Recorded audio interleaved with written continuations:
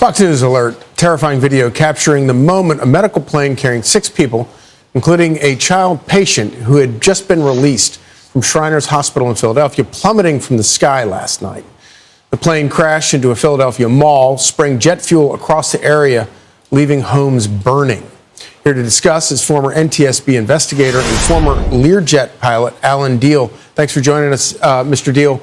So when, obviously we have seen all of this pretty dramatic video of the plane crashing. What do you see as a pilot that maybe the rest of us don't necessarily understand about from the, watching these videos? Well, obviously the most impressive thing, the scariest thing is the angle that it descended at. We've seen this in another Learjet accident in Mexico. By the way, this was a Mexican registered Learjet, as you probably know, and I know the NTSB will be looking at the maintenance history as best they can with the Mexican authorities on this particular aircraft. But perhaps the stabilator, the tail, of course, controls the pitch angle, the nose up, down. If that failed or ran away, you could get this kind of descent. I guess theoretically you could have also had an engine explode, and I can't tell if it's on fire on the way down or not. Some people think it was, but that portends probably some kind of catastrophic engine failure. But again, that's what the NTSB will have to establish, and it's going to be difficult because of the condition of the wreckage. Yeah, so when you say it was a Mexican registered Learjet, does that mean that the jet would have been on an inspection regime as prescribed by Mexican regulators as opposed to U.S. regulators? Because my understanding is that most of these Learjets in the United States anyway are pretty heavily inspected equipment.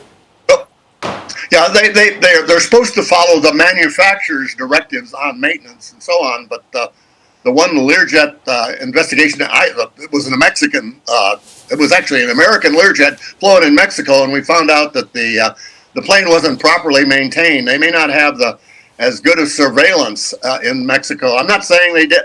This aircraft was defective, and it's the responsibility of the Mexican authorities. I'm simply saying, in that other case, it was one that killed Jenny Rivera. That Learjet also fell out of the sky. And when I looked at the maintenance records, I just shook my head saying, oh boy, this plane, the surveillance was not very good. And in that case, the crew was not properly qualified either. But I'm not saying this is the case now. That's what the NTSB will have to sort out in future weeks and months. Right. So obviously this comes on the heels of another tragedy in Washington, D.C. Between the American Airlines commercial flight and the Black Hawk helicopter. NTSB officials have recovered the black boxes there. What are they going to be looking for in the black box there? Well, I think the critical thing will be the Black Hawk black box, and particularly the voice. It has both voice and data, I understand. Looks like it's in good shape.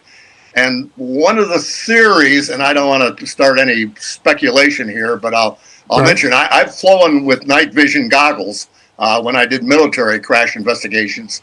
And if you are wearing night vision goggles and a bright light hits you, all of a sudden you go blind momentarily. Now remember, both the President and the Secretary of Defense have said there was an elevation problem, an altitude problem.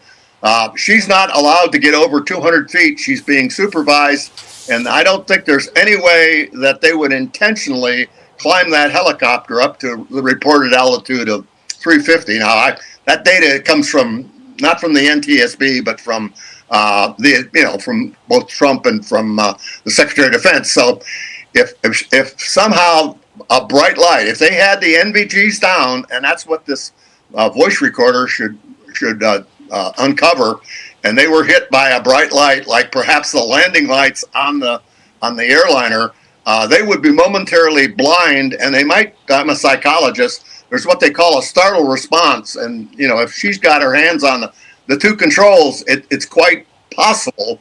That's this is what the NTSB has got to sort out. So, short answer is those recorders are going to be critical, but particularly the Black Hawk recorder and the voice segment. They're in, Charlie. Well, it's all very helpful. Very, very much appreciate you joining us, Alan Diehl. Thank you so much.